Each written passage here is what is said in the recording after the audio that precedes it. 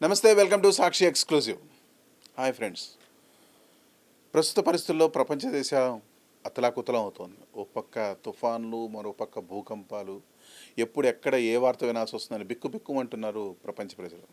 ముఖ్యంగా రెండు ప్రధాన ప్రదేశాల్లో ఈ మధ్య జరిగిన ఇన్సిడెంట్స్ ప్రతి ఒక్కరిని కలిచివేసి ఉంటాయి. అదొకటి మన భారతదేశంలో అరుణాచల్ ప్రదేశ్ అయితే, మరొకటి వెనిజులాలో వచ్చిన భూకంపం. అసలు ఈ భూకంపాలు వచ్చిన తర్వాత, ఈ వరదలు వచ్చిన తర్వాత మనం ఎలా ఉండబోతున్నాం, ఎలా ఉంటున్నాము, వాటిని దాటి తట్టుకోలేక మన ఇళ్ళు ఏమవుతున్నాయి, ఇంటి కట్టడాలతో పాటు మనము నలిగిపోతున్నాం. అసలు వీటన్నిటికి సంబంధించి సమగ్ర విశ్లేషణగా మనం అందించడానికి రామంచెల ప్రదీప్ కుమార్ గారు ఉన్నారు, director CISR central building research institute. నమస్తే ప్రదీప్ గారు. నమస్తే కృష్ణ గారు. ఎలా ఉన్నారు సార్? బాగున్నానండి. ఏంటి సార్, ఈ తుఫాన్లు వరదలు ఇంకా ఎక్కువ వస్తూనే ఉంటాయా? ఇంకా ఇది టైమా? అంటే ఇది ప్రకృతి వైపరీత్యాలు న్యాచురల్గానే వస్తాయండి. మనము ఒక లాస్ట్ 100 ఇయర్స్ కనుక స్టాటిస్టిక్స్ చూస్తే సేమ్ నెంబర్ ఉన్నాయన్నమాట. అంటే ఈ 21st సెంచరీ 28th సెంచరీ కనుక కంపేర్ చేస్తే నంబర్ అలానే ఉంది. ఏంటంటే ఇంటెన్సిటీ తర్వాత ఏ డ్యూరేషన్లో వస్తున్నాయో అది కొంచెం అటు ఇటు మారుతుందన్నమాట. సో అంటే people are relating that to climate change అని కూడా అంటున్నారు. కానీ అంటే వరదలు తర్వాత భారీగా వర్షాలు పడ్డము ఇలాంటివన్నీ క్లైమేట్ చేంజ్కి మనం లింక్ చేయొచ్చు. బట్ భూకంపం మాత్రము దాని మెకానిజం వేరు కాబట్టి దాన్ని డైరెక్ట్గా అలా లింక్ చేయడం అనేది కొంచెం సరికాదనుకుంటాను. అసలు మామూలుగా భూకంపాలు అనేవి అందరికీ తెలుసు. ఒక్కోసారి కొన్ని ఇంటెన్సిటీతో, ఒక్కోసారి తక్కువ ఇంటెన్సిటీ, ఒక్కోసారి ఎక్కువగా వస్తూ ఉంటాయి. సార్, అసలు భూకంపం ఎప్పుడు వస్తుంది అనే విషయం ఎవరు చెప్పలేడు. Right are wrong? Correct. Right. Correct. Especially out side of the country. అంటే మనకి ఇండియాలో కూడా గుజరాత్, లాతూర్లో ఇటువంటి ప్రదేశాల్లో వచ్చిన భూకంపాలు ఉన్నాయి. కానీ అది కాకుండా out side of the country వచ్చినట్టు బాగా ఇంటెన్సిటీతో దేశాలు తుడిచిపోయే పరిస్థితులు వస్తున్నాయి. ఎందుకంటారు అది? అంటే భూమి తయారైంది మనం కనుక చూస్తే దాన్ని 4.5 బిలియన్ ఇయర్స్ ముందు భూమి తయారైంది. అది తయారైనప్పుడు ఒక నిప్పురవ్వలాగా ఉండింది. అయితే చాలా సంవత్సరాలు పట్టిన తర్వాత మెల్లమెల్లగా పైన ఉన్న పొర అనేది సాలిడిఫై అయిందనమాట. అయితే కానీ ఏముందంటే లోపల ఇంకా చాలా హై టెంపరేచర్స్ ఉన్నాయన్నమాట. సో దానివల్ల భూమి అంటే 3 పొరలు ఉన్నాయి. అంటే దాన్ని కోర్ మధ్యలో అంటారు, మ్యాంటిల్ అంటారు, తర్వాత క్రస్ట్. కోర్ అనేది సెంటర్లో, తర్వాత మధ్యలో ఉండే పొర పేరు మ్యాంటిల్, దాని తర్వాత పైనది క్రస్ట్. అంటే క్రస్ట్ యొక్క థిక్నెస్ అంటే టోటల్ భూమి రేడియస్ అంటే పైనుండి మధ్యలో సెంటర్ వరకు చూస్తే కనుక 6400 కిలోమీటర్లు ఉంది అది. సో దాంట్లో పైన క్రస్ట్ కొన్ని ప్లేసెస్లో, సముద్రం ఉన్న ప్లేసెస్లో ఒక 5 కిలోమీటర్ల వరకు ఉంటుంది. బట్ మామూలుగా ఈ ల్యాండ్ మనం ఉన్న ప్లేసెస్లో మటుకు 100 కిలోమీటర్ల వరకు ఉంటుంది. అది పైన పొర, అది సాలిడ్ అనమాట. ఓకే. కానీ మధ్యలో ఏంటంటే చాలా హై టెంపరేచర్స్ ఉన్నాయి. సో దానివల్ల ఏమవుతుందంటే అక్కడ కన్వెక్టివ్ కరెంట్స్ అనేది ఇట్లా నీళ్ళు మరుగుతూ ఎలా వస్తాయో అలా కన్వెక్టివ్ కరెంట్స్ లాగా. ఇంకోటి ఆ హీట్ వల్ల ఏమైందంటే పైన ఉన్న పొర బ్రేక్ అయింది అనమాట. అంటే 14 మేజర్ ప్లేట్స్ ఉన్నాయి, 40 మైనర్ ప్లేట్స్ ఉన్నాయి. తర్వాత ఈ కన్వెక్టివ్ కరెంట్స్ వల్ల ఒకదానికొకటి ఇంటరాక్ట్ అవుతుంటాయి అన్నమాట. సో దానివల్ల ఆ ఇంటరాక్షన్ వల్ల భూకంపాలు వస్తాయి, పెద్ద భూకంపాలు వస్తాయి. వాటిని ఇంటర్ ప్లేట్ ఎర్త్క్వేక్ అంటారు. అంటే ఒక పలక ఇంకో పలకకి టచ్ అయినప్పుడు. ఫర్ ఎగ్జాంపుల్ ఇండియన్ ప్లేట్ ఉంది, ఇండియన్ ప్లేట్ యురేషియన్ ప్లేట్ కిందికి వెళ్తుంది. దాన్ని టెక్నికల్గా సబ్డక్షన్ ప్రాసెస్ అంటారు. ఇలా అవ్వడం వల్లనే హిమాలయాస్ అనేవి పెరిగాయి అన్నమాట. అలా మొత్తం ప్రపంచం మొత్తంలో మేజర్ 14 ప్లేట్స్ ఉన్నాయి, చిన్నవి మైనర్ ప్లేట్స్ ఉన్నాయి. అదే ఇప్పుడు వెనిజులాలో వచ్చిన ఎర్త్క్వేక్ కూడా అలాంటిదే. అంటే ఈ ఏమంటారంటే కెరిబియన్ ప్లేట్ అని ఒకటి ఉంది, కింద south American plate, north American plate, సైడ్లో నాస్కా ప్లేట్ అని ఉంది. ఈ ఇంట్రాక్షన్ అయ్యే జంక్షన్లో ఎర్త్క్వేక్ అయితే అలాంటి ప్లేసెస్లో ఎర్త్క్వేక్ వచ్చినప్పుడు పెద్దవి వస్తాయన్నమాట. అంటే కొన్ని మోడరేట్ ఎర్త్క్వేక్స్ అంటారు, తర్వాత సివియర్ ఎర్త్క్వేక్ అంటారు, తర్వాత స్ట్రాంగ్ ఎర్త్క్వేక్ అంటారు, మేజర్ ఎర్త్క్వేక్ అంటారు. అంటే 5 మాగ్నిట్యూడ్ కంటే ఎక్కువ ఉన్నవి, 6 కంటే ఎక్కువ ఉన్నవి, 7 కంటే ఎక్కువ ఉన్నవి, 8 కంటే ఎక్కువ ఉన్నవి అనమాట. ఇప్పుడు ఇక్కడ వచ్చిన 2 ఎర్త్క్వేక్ 7.2 మాగ్నిట్యూడ్ ఒక ఎర్త్క్వేక్ వచ్చింది, వెంటనే సమ్ 40-50 సెకండ్స్ లోపలే ఇంకో ఎర్త్క్వేక్ వచ్చింది 7.5ది. కానీ 7.2కి 7.5కి తేడా ఏంటంటే దాదాపు 3 నుంచి 4 రెట్లు ఎక్కువ ఎనర్జీ రిలీజ్ అయిందన్నమాట సెకండ్ దాంట్లో. అంటే మ్యాగ్నిట్యూడ్ 5కి మ్యాగ్నిట్యూడ్ 7కి కనుక మనం ఎనర్జీ రిలీజ్ కంపేర్ చేస్తే 1000 రెట్లు ఎక్కువ ఉంటుంది, అది 1000 రెట్లు ఎక్కువ ఉంటుంది. అయితే కానీ ఇప్పుడు ఏదైనా ఒక కొలమానం కావాలి కదా, అంటే మెజర్మెంట్ ఎలా చెప్పాలంటే హిరోషిమా బాంబు రిలీజ్ ఎనర్జీ తెలుసు కదా, అలాంటి 400 బాంబ్స్ కనుక ఒక్కసారి ఎనర్జీ రిలీజ్ చేస్తే ఎంతనో అది గుజరాత్ ఎర్త్క్వేక్. 6 పాయింట్ లాటూర్, లాటూర్ కాదు గుజరాత్, భుజ్లో వచ్చిన ఎర్త్క్వేక్, భుజ్లో అది అంత ఎనర్జీ రిలీజ్ అయినట్టు. ఇప్పుడు ఈ వెనిజులాలో వచ్చిన 2 ఎర్త్క్వేక్స్కి దాదాపు దానికంటే రెట్టింపు అంత ఎనర్జీ రిలీజ్ అయ్యింది. అంటే భుజ్ కన్నా ఎక్కువ వచ్చింది. భుజ్ కన్నా ఎక్కువ, దాదాపు భుజ్ 6.9 అరౌండ్ 7 అనుకోండి. సో ఇది 7.2 అండ్ 7.5. సో దాదాపు 10 రెట్లు ఎక్కువ ఎనర్జీ రిలీజ్ అయినట్టు సార్ బిఫోర్ గోయింగ్ ఫర్దర్ ఒక క్విక్ క్వశ్చన్.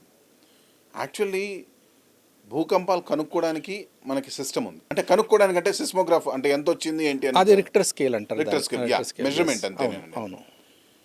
ఆపడానికి మెజర్స్ కానీ సిస్టమ్ కానీ ఏమైనా లేదు? లేదండి, భూమి మీద భూకంపాలు వస్తాయి అంతే. It's clear cut statement. మనము ఇంకా వేరే గ్రహాల మీదకి వెళ్ళినప్పుడు అక్కడ కూడా అంటే చంద్రుని మీదకి వెళ్ళినప్పుడు చంద్రుని మూన్ క్వేక్స్ అనేవి ఉంటాయి అక్కడ. అంటే ఈ ప్రాసెస్లో అంటే అర్త్ ఏ ప్రాసెస్లో అయితే తయారైందో ఆ ప్రాసెస్లో ఉన్నప్పుడు అంటే మధ్యలో వేడిగా ఉండడము, తర్వాత పైన చల్లబడిపోవడము ఇలాంటి జరిగినప్పుడు అప్పుడు డెఫినెట్గా ప్లేట్స్ ఇంటరాక్ట్ అవుతూ ఉంటాయి. ఇది న్యాచురల్ ప్రాసెస్. దీన్ని మనం ఏమీ అంటే హ్యూమన్ ఇంటర్వెన్షన్ ఏమీ లేదు, దీన్ని మనం ఆపడం కుదరదు. అయితే దీంట్లో భూకంపాలలో మనం తెలుసుకోవాల్సింది 3 అండి. ఒకటి ఏంటంటే ఏ లొకేషన్లో వస్తుంది, ఎంత సైజ్ వస్తుంది, తర్వాత ఎప్పుడు వస్తుంది. 3 మనం ఎర్త్క్వేక్ ప్రిడిక్షన్ అన్నప్పుడు ఈ 3 కంపల్సరీ కావాలి. అంటే మ్యాగ్నిట్యూడ్ ఎంత ఎనర్జీ రిలీజ్ అవుతుంది అది మనం దాదాపు చెప్పగలుగుతాం. అది ఇప్పుడు చెప్పగలుగుతాం. అంటే ఇప్పుడున్న అడ్వాన్స్ టెక్నాలజీ పరంగా ఎక్కడ ఏ సైజ్ ఎర్త్క్వేక్స్ వస్తాయనేది చెప్పగలుగుతాం. తర్వాత ఏమంటారు ప్రాంతం కూడా చెప్పగలుగుతాం, సైజ్ కూడా చెప్పగలుగుతాం. ఒకటే చెప్పలేనిది ఏంటంటే ఎప్పుడు అనేది చెప్పలేం. సో ఇప్పుడు ఇండియా కూడా అలా అంటే జోనేషన్ మ్యాప్ అనేది ఒకటి తయారు చేసుకొని ఉన్నాం మనము. Zone 2, Zone 3, Zone 4 and Zone 5 అనేది. దానికి తగ్గట్టు మనము బిల్డింగ్స్ కనుక కట్టుకుంటే సేఫ్గా ఉంటాయి. సార్ ఇప్పుడు వెనిజులాలో వచ్చిన Zone 5 అని అది అక్కడ వాళ్ళ జోనేషన్ ఇంకా ఇంకెక్కువ వెళ్ళండి. Zone 6 అనుకోవచ్చు. మన దాంతో కంపేర్ చేస్తే అది 6 అనుకోవచ్చు ఇంకా. సో ఇప్పుడు మీరు చెప్పారు కరెక్ట్గా ఎప్పుడు వస్తుందో అనేది కనుక్కోలేము అని. ఆన్ ద హోల్ ఎంతసేపు ఉంటుందనేది ఏమైనా ప్రెడిక్ట్ చేసే అవకాశం ఉంది? అంటే ఎర్త్క్వేక్ జనరల్గా వచ్చేసాక ఒక హాఫ్ మినిట్ 1 మినిట్ అంతే ఉంటుంది, 40-50 సెకండ్లే ఉంటుంది, అంతకంటే ఎక్కువ ఉండదు. అది అంత లోపలనే డిస్ట్రక్షన్ అయిపోతుంది మొత్తం. What is this aftershocks? Aftershock ఏంటంటే ఒక పెద్ద ఎర్త్క్వేక్ వచ్చే కంటే ముందు చిన్న అడ్జస్ట్మెంట్స్ జరుగుతుంటాయి అన్నమాట. దాన్ని 4 షాక్స్ అంటారు. 4 షాక్స్, తర్వాత మెయిన్ షాక్, దాని తర్వాత ఆఫ్టర్ షాక్లో ఏంటంటే అడ్జస్ట్ అవుతూ ఉంటుంది. ఇప్పుడు మనము ఒక లారీలోంచి పెద్ద కంకర్రాలను ఒక్క దగ్గర కుప్పబడేసాం అనుకోండి, కొంచెం సేపటి వరకు అవి అడ్జస్ట్ అవుతూ ఉంటాయి చూడండి, ఒక దగ్గర స్టేబుల్ అవుతాయి. ఇది కూడా అలాంటిదే. మేజర్ ఎర్త్క్వేక్ రాగానే మళ్ళీ కొంచెం రీఅడ్జస్ట్మెంట్ అవుతుంది అనమాట. ఆ టైంలో కూడా పెద్ద పెద్ద భూకంపాలు వచ్చే ఛాన్స్ ఉంది. ఇప్పుడు 7.5 మ్యాగ్నిట్యూడ్ కదా, దాదాపు 6 నెలల వరకు చిన్న భూకంపాలు దానికంటే తక్కువనే వస్తాయి. Okay. So in a way entire globe is connected to the land. అంతే కదా మొత్తం. సో ఎక్కడైనా సరే భూకంపాలు వచ్చే అవకాశం అయితే ఉంది. మొత్తం భూకంపం రాని ప్రదేశం అనేది భూమి మీద లేదు. ఈ పసిఫిక్ రింగ్ ఆఫ్ ఫైర్ ఏంటి సార్? అంటే రింగ్ ఆఫ్ ఫైర్ అంటే ఏంటంటే భూకంపాలు వచ్చే ప్రాంతము ప్లస్ మన వాల్కెనోస్ వచ్చే ప్రాంతం, వాటన్నిటిని కలిపి ఒక లైన్ లాగా మనము డ్రా చేయొచ్చు. అది ఒక మన టెన్నిస్ బాల్ ఉంటుంది చూడండి, టెన్నిస్ బాల్లో గీతలు ఉంటాయి కదా, ఆల్మోస్ట్ అలా కనిపిస్తుంది అనమాట. మొత్తం గ్లోబ్లో చూస్తే కనుక అది రింగ్ ఆఫ్ ఫైర్ అంటారు మొత్తం. దాంట్లో ఈ వాల్కెనోస్ ప్లస్ ఎర్త్క్వేక్స్ ఈ 2 కనెక్ట్ చేసి పెట్టారనమాట. అది ఓకే. ఒక హైపోథెటికల్ క్వశ్చన్. ఈ సోషల్ మీడియాలో చాలామంది భూకంపం వచ్చే ముందు వెనిజులాలో ఒక రకమైన థండర్ టైప్ వెలుగులు కనిపించాయి, ఏవో చాలా వీడియోస్ వస్తున్నాయి.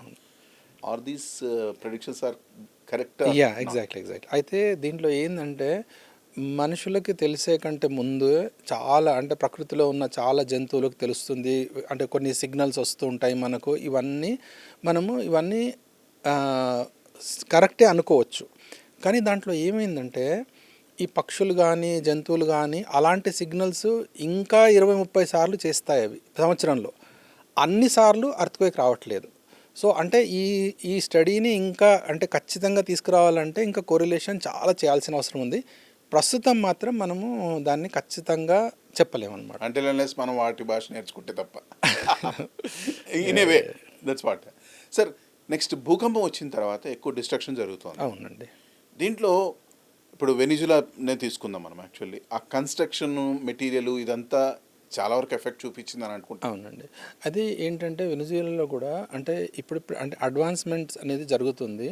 కానీ అంటే ఓల్డ్ కన్స్ట్రక్షన్స్ కూడా చాలా ఉన్నాయి. అయితే కన్స్ట్రక్షన్స్‌లలో చాలా రకాలు ఉంటాయండి. అయితే ఒకవేళ గనక మ్యాసనరీ స్ట్రక్చర్స్ ఉండి, వీక్ స్ట్రక్చర్స్ ఉన్నాయనుకోండి, అది ఎలాంటి భూకంపం వచ్చినా గానీ పడిపోతాయి అవి. ఓకే. కానీ ఇప్పుడు ఎలా అంటే కన్ఫైన్డ్ మ్యాసనరీ అని ఒక టైప్ ఆఫ్ కన్స్ట్రక్షన్ ఉంది. అంటే load bearing structure, framed structure అని. ఇవి 2 మేజర్ టైప్స్ అన్నమాట. అయితే ఈ రెండిటిని భూకంపాలతో తట్టుకోగలిగేటట్టు చేయొచ్చు. ఎలా అంటే బ్యాండ్స్ అంటారు. అంటే plinth level band, lintel level band. Lintel అంటే కిటికీకి కింద ఉండేది, కిటికీ పైన ఉండేది, కిటికీ డోర్లకి పైన ఉంటుంది చూడండి, అది బ్యాండ్, అది మన లింటల్స్ అంటారు. అక్కడ ఒక బీమ్ మొత్తం రింగ్ లాగా వేయాలన్నమాట. అయితే అది అంటే ఒక బిల్డింగ్కి ఒక స్టెబిలిటీ ఇస్తుంది. లేకపోతే కనుక పడిపోయే ఛాన్స్ ఉంది. తర్వాత ఇంకోటి ఆర్సీసీ బిల్డింగ్స్ ఉంటాయి, రెయిన్ఫోర్స్ కాంక్రీట్ అని కాలమ్స్, బీమ్స్ ఉంటాయి చూడండి, అవి జనరల్గా స్ట్రాంగ్గానే ఉంటాయి. కానీ ఏంటంటే మనము 5 స్టోరీ బిల్డింగ్, 10 స్టోరీ బిల్డింగ్లలో కింద పార్కింగ్ కోసం చాలా ప్లేస్ వదులుతాం కదా, అంటే కాలమ్ టు కాలము వాల్స్ ఉండవు చూడండి, అలాంటి బిల్డింగ్స్ తొందరగా డ్యామేజ్ అయ్యే ఛాన్స్ ఉంది.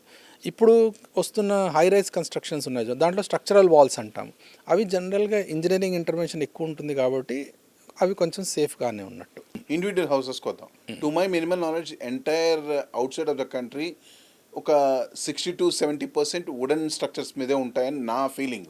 కాదండి, అలా కాదండి. అంటే భూకంపాలు ఎక్కువ వచ్చే ప్రాంతము, ఫర్ ఎగ్జాంపుల్ జపాన్ తీసుకుందాము.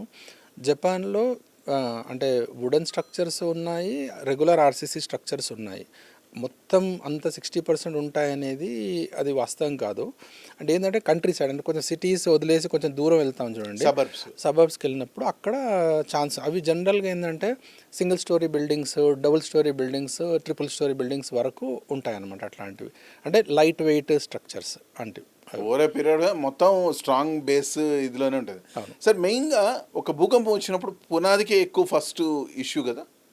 అంటే పునాది అనేది ఏంటంటే భూమితో పాటు కదులుతూ ఉంటుంది, అది ఇంపార్టెంట్. అంటే పునాదికి కాలమ్స్ ఎలా కనెక్ట్ అయ్యి ఉన్నాయి అనేది దట్ ఈజ్ వన్ థింగ్. తర్వాత కాలమ్కి బీమ్ ఎలా కనెక్ట్ అయ్యి ఉంది, బీమ్కి స్లాబ్ ఎలా కనెక్ట్ అయ్యి ఉంది. అయితే జనరల్గా ఏమవుతుందంటే పునాది స్ట్రాంగ్గానే ఉంటుంది, బీమ్ కరెక్ట్గానే ఉంటుంది, స్లాబ్ కరెక్ట్గానే ఉంటుంది, ఫెయిల్ అయ్యేది కాలం మెయిన్గా. ఓకే. అయితే ఎనర్జీ డిసిపేషన్ మెకానిజం అంటాము టెక్నికల్లీ. అయితే ఆ ఎనర్జీ డిసిపేషన్ మెకానిజం అనేది బీమ్ ఉంటుంది చూడండి, దాంట్లో జరిగినప్పుడు మన బిల్డింగ్ కొంచెం సురక్షితంగా ఉంటుంది.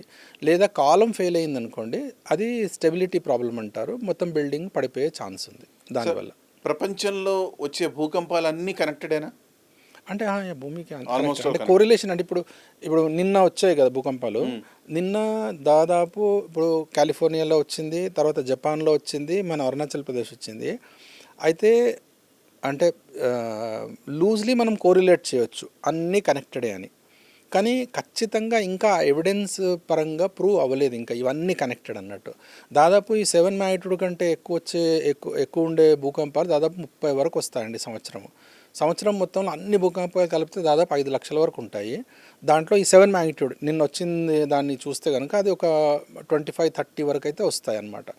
అయితే ఇవన్నీ కనెక్టెడ్ అయినా అంటే yes, loosely we can say yes they are all connected only, but పర్టికులర్గా కోరిలేషన్ ఇమీడియట్గా చెప్పడానికి ఆధారాలు ఇప్పుడు లేవు. ఇంకో social media question sir, actually social మీడియాని ఎందుకంటే పర్లేదండి, చాలా అమెచ్యూర్డ్ క్వశ్చన్స్ వస్తాయి కదా, సో అందుకని అడుగుతున్నాను. పర్లేదు. ఇప్పుడు ఈ భూకంపం ఏదైతే వస్తున్నాయో ఇవి ప్రతిరోజు ప్రపంచంలో ఎక్కడో దగ్గర వస్తూనే ఉంటాయి అని చెప్పాను. 5 లక్షల వరకు వస్తాయి మొత్తం ఒక సంవత్సరంలో. ఇప్పుడు 5 లక్షలు అంటే దాదాపు మనకి ఎన్ని వేరే సంఖ్యలో వస్తాయి కదా రోజు. రైట్. సో ఇప్పుడు కాసేపు బయట నుంచి లోపలికి వద్దాం సార్. ఇండియా ఎంత సేఫ్ జోన్లో ఉంది సార్ భూకంపం? ఇండియా ఎంత సేఫ్ జోన్ ఉంది అని అంటే మీరు ఎంత సేఫ్గా ఇల్లు కట్టుకుంటే అంత సేఫ్ ఉన్నట్టు. భూకంపాలు రావు అని మనం చెప్పలేము, చాలా వస్తూ ఉంటాయి. మన హిమాలయన్ రీజన్లో చెప్పాను కదా, ఇండియా మొత్తము 4 జోన్స్ కింద విభజించబడి ఉంది. Zone 2, zone 3, zone 4 and zone 5 అనేది. జోన్ 5 అనేదేమో తీవ్రత ఎక్కువ వచ్చే భూకంపాలు ఉండే ప్రదేశం. ఇప్పుడు మన హిమాలయాస్ తీసుకుంది, హిమాలయన్ బెల్ట్, దాని తర్వాత ఇప్పుడు గుజరాత్ ఉంది కదా, గుజరాత్, ఈ నార్త్ ఈస్ట్ అన్ని స్టేట్స్ ఇవన్నీ జోన్ 5లో ఉన్నాయండి. దానికంటే కొంచెం కిందికి వస్తే ఇండో గాంజెటిక్ ప్లెయిన్ అంటారు. సో దాంట్లో చాలా ఈ ఉత్తరప్రదేశ్, ఢిల్లీ ఇవన్నీ ఉన్నాయి చూడండి. ఇవన్నీ జోన్ 4లో ఉన్నాయన్నమాట. ఇంకా కొంచెం కింద జోన్ 3, ఇంకా పెనిన్సులర్ ఇండియాకి వచ్చేటప్పటికి మ్యాక్సిమం జోన్ 2లో ఉంది. కానీ మళ్ళీ ఇంకోటి మన కోస్ట్ ఉంది కదా, ఇప్పుడు ఆంధ్రప్రదేశ్ కోస్ట్, వరంగల్, ఇలా ఇవన్నీ భద్రాచలం, ఈ ఏరియాస్ అన్ని జోన్ 3లో ఉన్నాయన్నమాట. అట్లా 4 జోన్స్లో ఉన్నాయి. జోన్ 2 అనేది లీస్ట్ జోను, జోన్ 5 అనేది సివియర్ మోస్ట్ జోన్. సో ఇప్పుడు మన తెలుగు రాష్ట్రాలు 2 జోన్ 3లో ఉన్నాయి. 2 and 3 రెండిట్లో ఉన్నాయి. 2 and 3 2 and 3 రెండిట్లో ఉన్నాయి. హైదరాబాద్ జోన్ 2లో ఉంది. జోన్ 2లో ఉంది. సో బిట్ కొంచెం రిలేటివ్లీ సేఫర్. రిలేటివ్లీ. కానీ ఏమవుతుందంటే దీంట్లో ఇప్పుడు టాల్ బిల్డింగ్స్ మనం కడుతున్నాం కదా, టాల్ బిల్డింగ్స్ కట్టినప్పుడు ఏంటంటే దూరంగా ఉండే అర్త్క్వేక్ దూరంగా ఉంది అంటే దూరంగా సంభవించింది అనుకోండి. ఫర్ ఎగ్జాంపుల్ ఒక 200 కిలోమీటర్స్ దూరంలో జరిగింది అనుకోండి, అక్కడ నుంచి వచ్చే వేవ్ లాంగ్ పీరియడ్ వేవ్స్ వస్తాయన్నమాట. Long period wave. చిన్న బిల్డింగ్స్ ఏమంటే షార్ట్ పీరియడ్ వేవ్కి ఎఫెక్ట్ అవుతాయి, పెద్ద బిల్డింగ్స్ ఏమో లాంగ్ పీరియడ్ వేవ్కి అంటే మెల్లగా కదులుతుంది దానికి ఎఫెక్ట్ అవుతాయి అనమాట. ఫర్ ఎగ్జాంపుల్ లాటూర్లో కనుక మళ్ళీ భూకంపం వస్తే, అలాంటి భూకంపం వస్తే హైదరాబాద్లో ఉన్న టాల్ బిల్డింగ్స్ ఎఫెక్ట్ అవుతాయి. కానీ generally designs are good only, అంత భయపడాల్సిన అవసరం ఏమీ లేదు. సార్ హై రైస్ బిల్డింగ్స్కి ఎక్కువ రిస్క్ ఫ్యాక్టర్ ఉందా, చిన్న ఇళ్ళకి రిస్క్ ఫ్యాక్టర్? లేదండి, హై రైజ్ బిల్డింగ్కి అంత ఎక్కువ రిస్క్ లేదు, చెప్పాను కదా. ఎందుకంటే అది చాలా జాగ్రత్తగా డిజైన్ చేస్తారు, కన్స్ట్రక్షన్ చేస్తారు. తర్వాత ఈ చెప్పాను కదా ఓపెన్ గ్రౌండ్ స్టోరీ బిల్డింగ్స్ అని, కింద పార్కింగ్ వదిలేసి ఓన్లీ పిల్లర్స్ ఉంటాయి, ఇంకా పిల్లర్కి మధ్యలో గోడలు ఉండవు చూడండి, అలాంటివే కొంచెం డేంజరస్ అంతే. సరే ఈ భూకంపాలకి tsunami is bit related. Bit ఏంటి చాలా రిలేటెడ్ లెక్క ప్రకారం.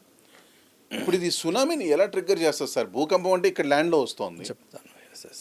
ఏంటంటే అంటే సముద్రంలో వచ్చే థ్రస్ట్ ఫాల్ట్, 2 ఫాల్ట్స్ ఉంటాయండి. ఒకటేమో స్ట్రైక్ స్లిప్ ఫాల్ట్ ఉంటుంది, ఇట్లా ఇలా ఉంది. తర్వాత ఇంకోటి డిప్ స్లిప్ ఫాల్ట్ అంటారు. అది పైకి వెళ్ళొచ్చు, కిందికి వెళ్ళొచ్చు, ఈ రెండిట్లలో. అయితే ఈ డిప్ స్లిప్ ఫాల్ట్ ఉన్న ప్రదేశము సముద్రంలో ఉండి 7 మ్యాగ్నిట్యూడ్ అర్త్క్వేక్ కంటే ఎక్కువ, అంటే 6.5, 7 అలాంటి మ్యాగ్నిట్యూడ్ అర్త్క్వేక్ వస్తే అప్పుడు అది సునామీ క్రియేట్ చేసే ఛాన్స్ ఉందన్నమాట. ఫర్ ఎగ్జాంపుల్ 2004లో మనకి సునామీ వచ్చింది కదా, అది సుమాత్రా దీవులలో అర్త్క్వేక్ సంభవించింది. అక్కడ నుండి దాదాపు 2000 కిలోమీటర్లు ఉంది మన కోస్ట్. సో అప్పుడు ఒక వేవ్ క్రియేట్ అవుతుంది అన్నమాట. ఓకే, ఒక ఈక్వేషన్ పరంగా అంటే √GH అని ఒక ఈక్వేషన్ ఉంది, వెలాసిటీ, ఆ వెలాసిటీతో మూవ్ అవుతూ ఉంటుంది. ఇప్పుడు ఆ వేవ్ని మనం ఎట్లా అంటే మామూలు పాండ్లో ఒక రాయి వేసినప్పుడు అలాంటిది అదేమో పాండ్ మనం రాయి వేసినప్పుడు ఏంటంటే పైనుంచి కదిలిస్తున్నాము. అవును. అయితే అది అంటే ఒడ్డుకు వచ్చేటప్పటికి మెల్లగా తగ్గిపోతుంది దాని ఇంటెన్సిటీ. కానీ అదే కింద నుంచి కదిలించామనుకోండి, ఒడ్డుకు వచ్చేటప్పటికి ఆ ఇంటెన్సిటీ పెరుగుతుంది అనమాట. Okay okay. సో ఇప్పుడు ఆ సునామీ అనేది అలా ట్రిగ్గర్ చేస్తుంది. అండ్ సునామీ తర్వాత మనం ఇప్పుడు ఫ్లడ్స్కి వచ్చాం అనుకోండి, ఇటీవల చూసిన అరుణాచల్ ఫ్లడ్స్. అవునవును. Why it is so devastating అంటే అరుణాచల్ ప్రదేశ్ ఇప్పుడు చూసాం మనం రీసెంట్గా 3 to 4 ఇయర్స్లో అక్కడే నార్త్లోనే భయంకరంగా ఇట్స్ లైక్ ఫ్లడ్డింగ్ ఎప్పుడు వస్తుందనేది చెప్పలేం. ఇప్పుడు భూకంపం అంటే చెప్పలేం, but over a period of time clouds వీటికి మనకు టెక్నాలజీ పెరిగిపోయింది. అవును. కానీ ఇంత వచ్చినా కానీ అక్కడ వార్నింగ్ సిస్టమ్ అవన్నీ లేవు. అంటే రిలేటివ్లీ ఏమైందంటే ఇప్పుడు సైక్లోన్ అనేది మనం ట్రాక్ చేయగలుగుతున్నాము, అంటే పిన్ పాయింటెడ్గా ట్రాక్ చేయగలుగుతాం, ఎప్పుడు వస్తుంది, ఎప్పుడు ల్యాండ్ ఫాల్ అవుతుంది అనేది చెప్పగలుగుతున్నాం. ఫ్లడ్స్ కూడా ఇంచుమించు మనం ఆ దగ్గరలో ఉన్నాంలేండి, అంటే ప్రాపర్గా ప్రిడిక్షన్ చేసే దగ్గరలో. ఇప్పుడు ఏమైందంటే వర్షాలు పడుతున్నాయి కదా, ఓవరాల్గా సంవత్సరం యావరేజ్ తీసుకుంటే అంతే ఉంది, కానీ ఎంత పీరియడ్లో పడుతుంది అనేది అది తగ్గిపోతుంది అనమాట. అంటే సపోజ్ ఒక 1 అవర్లో పడే వర్షము 5 నిమిషాల్లో పడింది అనుకోండి, క్లౌడ్ బస్ట్ లాంటిది. సో అప్పుడు ఏంటంటే మనము అంటే హోల్డింగ్ కెపాసిటీ అంత లేదు, సో దానివల్ల వరదలు వస్తున్నాయి. అంతెందుకు పోయిన సంవత్సరం మనకి హైదరాబాద్లో సంవత్సరం అంతా కురాల్సిన వర్షం ఒక గంటలో కురిసింది. ఎగ్జాక్ట్లీ. సో అలాంటి టైంలో ఎటువంటి ప్రికాషనరీ మెజర్స్ గవర్నమెంట్ వైపు నుంచి ఉండవా సార్? ఇప్పుడు సడన్గా డౌన్ పోర్ వచ్చేసింది, అరుణాచల్ ప్రదేశ్ అంటే కొండ ప్రాంతం, ఇబ్బందులు అన్నీ ఉంటాయి. But still though in Hyderabad if you see మన చుట్టుపక్కల ఉన్న టెక్నాలజీని బట్టి అప్పటికి కూడా మనకు ఫుల్ అయిపోతుంది. ఎందుకన్నా అర్బన్ ఫ్లడ్స్ అనేది కొంచెం మేజర్ ఇష్యూనే అండి. దాన్ని అంటే సడన్గా చేయలేము, అంటే మనం ప్రీ ప్లాన్డ్గా ఉండాల్సిన అవసరం ఉంది. అంటే నెక్స్ట్ ఇయర్ ఇప్పుడు ఫ్లడ్స్ వస్తే, అర్బన్ ఫ్లడ్స్ వస్తే మనం ఏం చేయాలి, ఏ ఏరియాస్ ఇనండేట్ అవుతాయి, అక్కడ ఏ జాగ్రత్తలు మనం తీసుకోవాలనేది ముందు నుంచే చేయాల్సిన అవసరం ఉంది. ఆ ప్లాన్ కనుక చేస్తే దెన్ మినిమైజ్ చేయొచ్చు మనం, అంటే మనకు వచ్చే ఇబ్బందులు అవన్నీ మినిమైజ్ చేయొచ్చు. ఇంకోటి ఏమైందంటే చాలా మటుకు క్యాచ్మెంట్ ఏరియా అని లో లయింగ్ ఏరియాస్ ఉన్నాయి చూడండి, అక్కడ మనము అంటే పాండ్స్ అన్ని పూర్తి చేసి బిల్డింగ్స్ అక్కడ కూడా కట్టాము because of developmental pressure. So అవి కొంచెం జాగ్రత్త తీసుకుంటేనే సేఫ్గా ఉంటాయి, లేకపోతే అవి ఇనండేట్ అవుతాయి. ఇనండేట్ అయినప్పుడు మనం న్యూస్ వింటూ ఉంటాం కదా, అది ఇన్ని మునిగిపోయాయి అని చెప్పేసి ఇంతమందికి నష్టం కలిగింది. ఆల్ దట్ ఈజ్ నాట్ అంటే ఇన్ఎవిటబుల్, ఇంకా ఏం చేయలేం. ఇంతకుముందు ఒక బిలీఫ్ ఉండేది, వర్షాలు వస్తే సీషోర్ ఏరియాస్ ఎక్కువ మునిగిపోతాయన్న ఇది ఉండేది. ఇప్పుడు వర్షాలు వస్తే సీషోర్ ఏరియాస్ సిటీస్ చాలా, బాంబే చూడండి, బెంగళూరు, చెన్నై, మన హైదరాబాద్ అన్ని అర్బన్ ఫ్లడ్స్ అనేది ఒక మేజర్ ఇష్యూ అండి. అయితే నేషనల్ డిజాస్టర్ మేనేజ్మెంట్ అథారిటీ ఈ అర్బన్ ఫ్లడ్స్ గురించి ఒక డాక్యుమెంట్ తయారు చేశారు. సో దాంట్లో ఏంటంటే ఎలా రెమెడియల్ మెజర్స్, ఎలా ముందు జాగ్రత్తలు ఎలా తీసుకోవాలి, అలాంటివన్నీ ఉన్నాయి. తర్వాత ప్రతి స్టేట్ గవర్నమెంట్ వాళ్ళ సిటీస్కి కూడా ఎలాంటి స్టడీ చేయించుకున్నారనమాట. అయితే ఏంటంటే మనం టైంకి జాగ్రత్తగా ఆ ప్రికాషన్స్ తీసుకుంటే నష్టం తక్కువ జరుగుతుంది. సరే, ఇప్పుడు ఈ అరుణాచల్ ప్రదేశ్ ఫ్లడ్స్ చూసాం. ఈ ఇయర్లో ఎల్నినో ప్రభావం ఎక్కువ ఉందని చెప్పేసి ఆ నోట ఈ నోట వినపడుతోంది, బాగానే ఉంది. బట్ ఎల్నినో అన్నప్పుడు ఆ కరువు ఎక్కువ వస్తుంది అని అంటున్నారు. అంటే అది we're expecting for the next year. ఇప్పుడు ఎలాగూ మిడ్ ఆఫ్ ద రైనీ సీజన్లో, స్టార్టింగ్ ఆఫ్ ద రైనీ సీజన్లో ఉన్నాం కాబట్టి, సార్ ఇంకా ఎక్కువ తీవ్రంగా డౌన్పోర్ వచ్చే అవకాశాలు ఉన్నాయి ఈ ఇయర్ హైదరాబాద్ కానీ, ఎస్పెషల్లీ ఇండియా, ఎంటైర్ ఇండియా. అదే అంటే ఇంకోటి ఏంటంటే ఈ మెట్రలాజికల్ డిపార్ట్మెంట్ వాళ్ళే క్లియర్గా చెప్పగలుగుతారు, దట్ ఈజ్ వన్ థింగ్. కానీ ఏంటంటే ఈ ర్యాండమ్గా వచ్చే ఈవెంట్స్ అనేవి చాలా అంటే మనకి అంటే సర్ప్రైజ్గా జరుగుతున్నాయి చూడండి, అవి అయితే పెరుగుతున్నాయి, దాంట్లో డౌట్ ఏం లేదు. అయితే ఈ మన అంటే క్లైమేట్ సైన్స్ అనేది కూడా చాలా అడ్వాన్స్ అవుతుంది. ఇప్పుడు కొత్త కొత్త టెక్నిక్స్, ఏఐ ఉంది చూడండి, దాంతో కూడా ప్రిడిక్షన్స్ చేయగలుగుతున్నాము. సో మనం అంటే సైన్స్ని నమ్మొచ్చు అన్నమాట. కానీ బట్ అదేంటంటే అదేమో ఈవెంట్ ట్రిగర్ అవ్వడం చెప్పగలుగుతుంది. కానీ దానికి తగ్గట్టు మనం ఎలా అయితే జాగ్రత్తలు తీసుకోవాలో ఆ జాగ్రత్తలు కనుక లాంగ్ టర్మ్లోనే తీసుకోవాల్సిన అవసరం ఉంది. ఇప్పుడు సపోజ్ రేపు వర్షం వస్తుంది, ఇవాళ ఏమైనా చేయాలంటే అంత లార్జ్ స్కేల్లో సిటీస్లో మనం చేయడానికి కష్టం. కానీ ఏంటంటే నెక్స్ట్ 2-3 ఇయర్స్లో చేయొచ్చు అన్నమాట. అట్లా for example you take Orissa, cyclone management అనేది చాలా పర్ఫెక్ట్గా వాళ్ళు అంటే చేయగలిగారు. ఇంకోటి బంగ్లాదేశ్ తీసుకోండి, సైక్లోన్ మేనేజ్మెంట్ బాగా అంటే వాళ్ళు చేసుకున్నారనమాట. అంటే ప్రపంచంలో చాలా కంట్రీస్ ఉన్నాయి, అవి డిజాస్టర్ మేనేజ్మెంట్ చాలా స్ట్రాంగ్ ఉంది. మనం కూడా చాలా అడ్వాన్స్ అవుతున్నాంలేండి, అది అంటే ముందున్నట్టు కాదు. So we're really advancing. Very important question sir. నేను మిమ్మల్ని ఎప్పటి నుంచో అడుగుదాం అనుకున్న క్వశ్చన్ అది. ఐ వాస్ బీన్ టు యుఎస్లో కరెక్ట్ ప్రెడిక్షన్ ఉంటుంది, ఒక ప్రాంతంలో ఇంత టైంలో ఇంత వర్షం పడుతుంది అన్నది కరెక్ట్ రాడార్ చూపిస్తుంది, క్లౌడ్ టైమింగ్ అంతా ఉంటుంది. And why not in India? No, for us also it is possible. It is possible sir. కానీ వాళ్ళు ఇప్పుడు వాతావరణ శాఖ చెప్తోందా అని నేను డినై చేయట్లేదు, శాఖని నేనేం విమర్శించట్లేదు. కాకపోతే చాలామందిలో బిలీఫ్ ఏంటంటే వర్షం వస్తుందా ఇంక రాదులే అన్న నమ్మకంలో జనాలు ఉన్నారు. అది ఎందుకు డిఫరెన్స్ అంటే యాక్చువల్గా ఏంటంటే ఈ మన డిపార్ట్మెంట్స్ ఉన్నాయి చూడండి, ఆల్ ఎన్విరాన్మెంటల్ రిలేటెడ్ తీసుకోండి, ఇవి అంటే అడ్వాన్స్డ్ టెక్నాలజీతోనే వర్క్ చేస్తున్నాయి. ఎటు వచ్చి మనం ఏంటంటే దాని ఇంపాక్ట్ ఎలా ఉంటుంది అనేది ఆ డిపార్ట్మెంట్ చేతిలో ఉండదు. ఫర్ ఎగ్జాంపుల్ అర్త్క్వేక్ తీసుకుందాం, నేషనల్ సెంటర్ ఫర్ సైస్మాలజీ అని ఉంది, వాళ్ళు అంటే రెగ్యులర్గా అర్త్క్వేక్స్ రికార్డ్ చేస్తున్నారు, ఆ ఇన్ఫర్మేషన్ ఇస్తున్నారు అనమాట. So they will not take any decision. అదేంటంటే ఆ డెసిషన్ని గవర్నమెంట్కి ఇస్తారనమాట.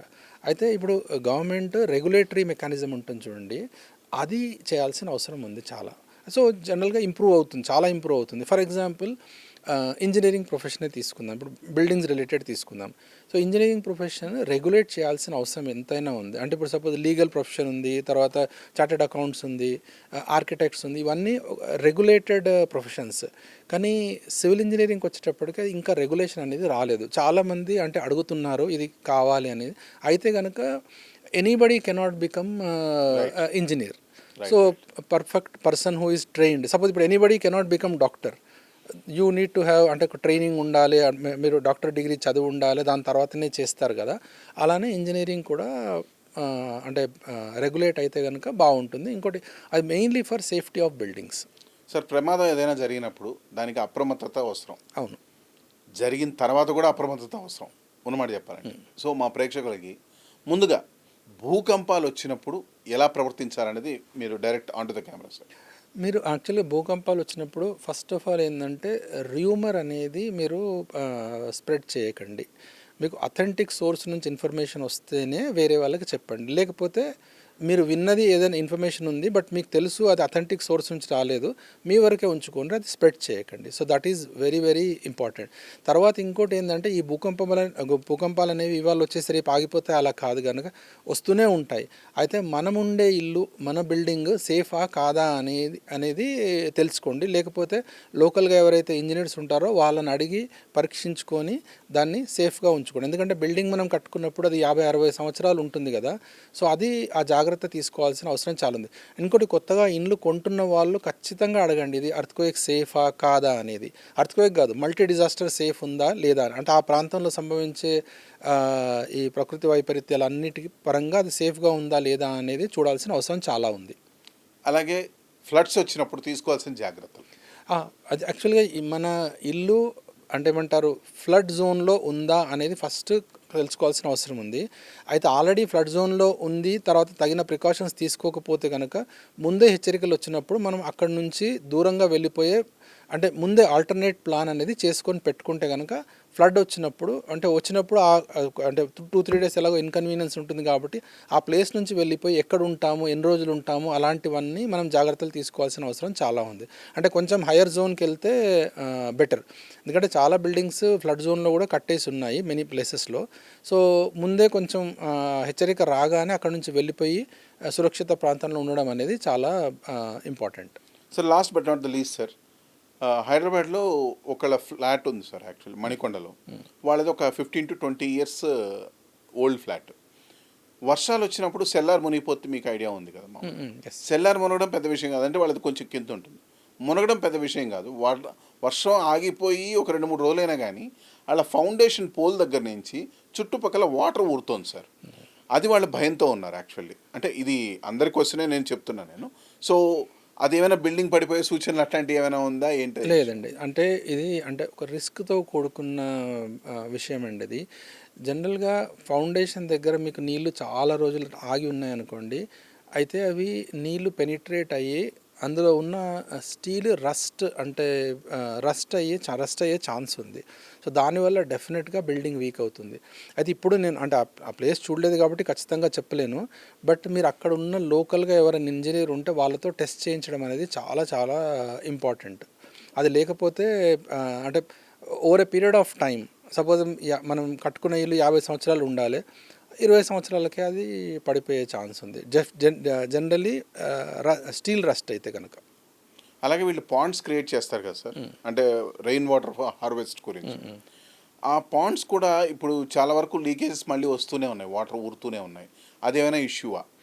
అది అంటే ఇప్పుడు ఫౌండేషన్ కనుక పర్వియస్ ఉందనుకోండి, పర్వియస్ అంటే not this related to this building, other buildings అంటే అట్లా ఏం ప్రాబ్లం లేదు. రీఛార్జ్ పాండ్స్కి, రెయిన్ వాటర్ హార్వెస్టింగ్ పాండ్స్కి బిల్డింగ్ నష్టానికి సంబంధం లేదు. No, that is not. So coming to conclusion sir, as of now Hyderabad and Telangana, Telugu states కొంచెం భూకంపం సంబంధించి కొంచెం safe. I'm not saying full this, అంటే రిలేటివ్లీ జోన్ 3, జోన్ 2, జోన్ 3లో ఈ 2 తెలుగు రాష్ట్రాలు ఉన్నాయండి. దాదాపు 2/3, 1/3 ల్యాండ్ అనుకోండి. 2 స్టేట్స్లలో అలానే ఉంది. 2/3, 1/3 ల్యాండ్. 1/3 ల్యాండ్ జోన్ 3లో ఉంది, 2/3 ల్యాండ్ అప్రాక్సిమేట్లీ జోన్ 2లో ఉంది. అయితే కానీ మనము జోన్ 3కి తగ్గట్టు డిజైన్ చేయాలి, జోన్ 3లో, జోన్ 2 తగ్గట్టు జోన్ 2లో డిజైన్ చేయాలి. నేషనల్ బిల్డింగ్ కోడ్ అని ఉంది. తర్వాత IS 1893 అనేది earthquake resistant design of buildings అనే కోడ్ ఉంది, BIS, bureau of Indian standards వాళ్ళు. తర్వాత మేము కూడా మా సంస్థ తరఫు నుంచి, సెంట్రల్ బిల్డింగ్ రీసెర్చ్ ఇన్స్టిట్యూట్ తరఫు నుంచి చాలా ట్రైనింగ్స్ కండక్ట్ చేస్తాం అనమాట. అంటే సురక్షితంగా బిల్డింగ్స్ ఎలా కట్టుకోవాలనేది. సో అది మనం జాగ్రత్తలు పాటిస్తే సరిపోతుంది సార్. ఇప్పుడు ఒక last but not the least sir, 3D house technology అనేది మీరు ఇంట్రడ్యూస్ చేయబోతున్నారు. ఇవి భూకంపాలు తట్టుకునే కెపాసిటీ ఉండి, ఫ్లడ్స్ తట్టుకునే కెపాసిటీ ఉండగలిగే డిజైన్సా, అది ఏంటో చెప్పండి sir. 3D concrete printed building అనేది ఒక కన్స్ట్రక్షన్ టెక్నాలజీ అండి ఇది. అయితే ఆ బిల్డింగ్ని జనరల్గా ఏంటంటే ఫుల్గా చేయొచ్చు, హాలో బ్లాక్స్ లాగా కూడా చేయొచ్చు, అంటే మధ్యలో హాలోగా ఉంటుంది. ఇంకోటి ఏంటంటే భూకంపం వచ్చినప్పుడు బిల్డింగ్ తట్టుకొని ఉండాలంటే మెయిన్గా దానికి డక్టిలిటీ అంటారు, టెక్నికల్ టర్మ్ ఇది. అంటే ఎనర్జీ డిసిపేషన్ కెపాసిటీ ఎంత ఉంది అనేది. అయితే 3D కాంక్రీట్ ప్రింటెడ్ బిల్డింగ్లో కనుక అది ఇంట్రడ్యూస్ చేస్తే, అంటే మనం వర్టికల్ రీఎన్ఫోర్స్మెంట్ కనుక ఇంట్రడ్యూస్ చేస్తే అవి సేఫ్గా ఉంటాయి. లేకపోతే జనరల్లీ ఇప్పుడు ఏంటంటే 3D concrete printed building 1 story 2 story 3 story ఇక్కడనే ట్రయల్స్ లాగానే జరుగుతున్నాయి అనమాట. ఇక మా స్కేల్లో ఇంకా అడాప్షన్ అనేది జరగలేదు. అంటే pilot project ministry of rural development ఆంధ్రప్రదేశ్లో, అంటే గుంటూరు జిల్లాలో అంటే మేము ప్రయత్నిస్తున్నాం మా సంస్థ తరఫు నుంచి, సెంట్రల్ బిల్డింగ్ రీసెర్చ్ ఇన్స్టిట్యూట్ తరఫు నుంచి ఒక ట్రయల్ బేసిస్ మీద ప్రధాన్ మంత్రి ఆవాస్ యోజన స్కీమ్లో ట్రై చేస్తున్నాము.